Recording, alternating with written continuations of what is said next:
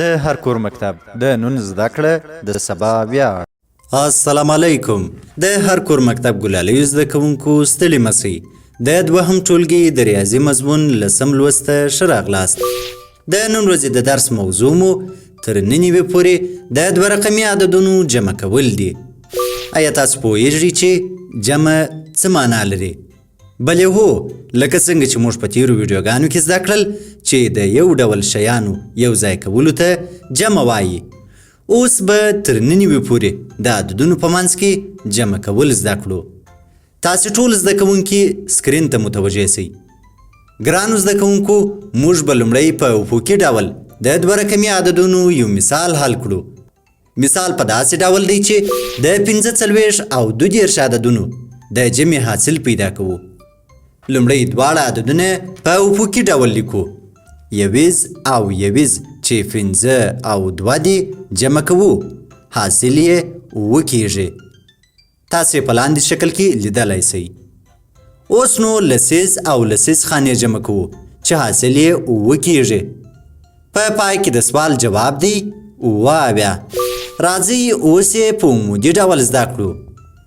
دلته به په یو بل مثال کې په عمودي ډول 38 او 25 جمع کړو. دواړه عددونه به سر پر سر په عمودي ډول ولیکو. 21 او 21 به جمع کړو چې عبارت دی له 8 او 15 څخه.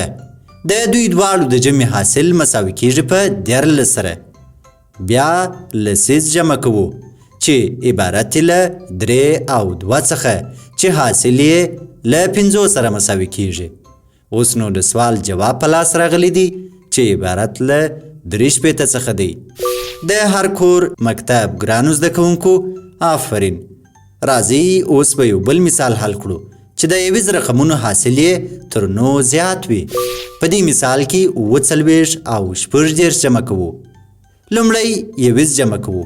9 او 14 د دوی دواړو د جمع حاصل 14 کیږي. ګورئ ماشومانو، که د دوو عددونو د جمع حاصل تر 9 زیات وو نو لومړی رقم یې لیکو او دوهم رقم یې حاصلوو. بیا یې د لسیز خانو له حاصل سره یو ځای کوو. اوس چې دلته حاصل 14 نو 3 لیکو او یو حاصلوو. راځئ اوس به لسیز جمع کړو. په لسیز کې موږ 4 او 3 لرو چې دواړه په 9 سره مساوي کیږي. یو مو حاصل کړی وو، هغه هم ورسره یو ځای کوو چې حاصل یې 8 کیږي. نو زموږ د سوال جواب 3 دی. ګرانو زده کوونکو، موږ زده کړل چې څنګه د دوه رقمي عددونو جمع وکړو. په یاد ولرئ، لومړی 21 او بیا لسیز جمع کوو. که اړتیا وه حاصل اخلو. ګرانو زده کوونکو، دا و زموږ د نن ورځې درس. په راتلونکي درس کې به تر نننۍ پورې د دوه رقمي عددونو تفریق زده کړو. په مخه مو ښه.